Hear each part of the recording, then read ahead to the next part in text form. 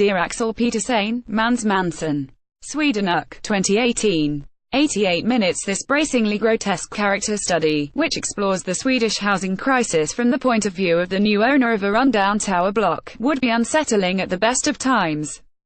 But viewing it in the shadow of London's Grenfell Tower tragedy makes it markedly harder to laugh at dark humour which is already uncomfortably close to the knuckle.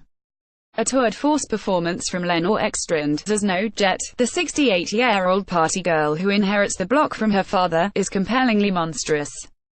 And the filmmakers, Axel Petersen and Mans Manson, display technical flair. However, the film tips the audience off balance by failing to provide any sympathetic characters, by the relish with which it spills over into violence, and by the hint of grudging admiration it shows for its reprehensible Helene pensioner protagonist. The brutal photography serves to highlight the monstrous qualities of the people who lurk within the film, too angular and abrasive to slot comfortably into an art house theatrical release outside of its domestic territory. This seems likely to work best as a talking point film on the festival circuit. Tonally, it has elements of Ulrich Seidel at his cruelest and least forgiving, combined with a lurid B-movie bombast. As such, it poses a marketing conundrum. This is not a film which is easily pinned down into neat categories. Of the cast, Ekstrand is the only professional. The rest are non-actors, many of whom actually work in the shadier fringes of Stockholm's real estate business. Most notable is Christer Levin, in real life an infamous black market broker, who plays the cadaverous family lawyer Lex.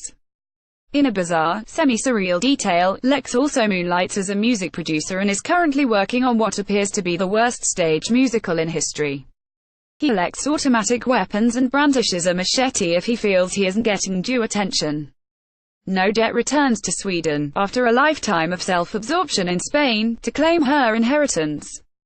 But the cash cow she expected turns out to be run down and disastrously managed by her half-brother and his alcoholic son.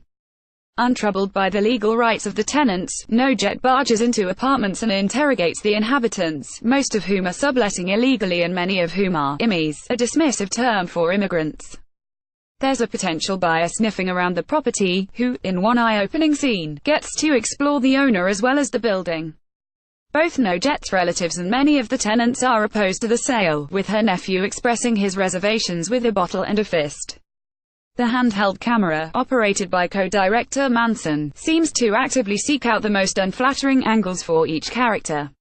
Nobody in this film has a good side. Aggressive as it is an aesthetic decision, however. The brutal photography serves to highlight the monstrous qualities of the people who lurk within the film. The sound design is particularly notable.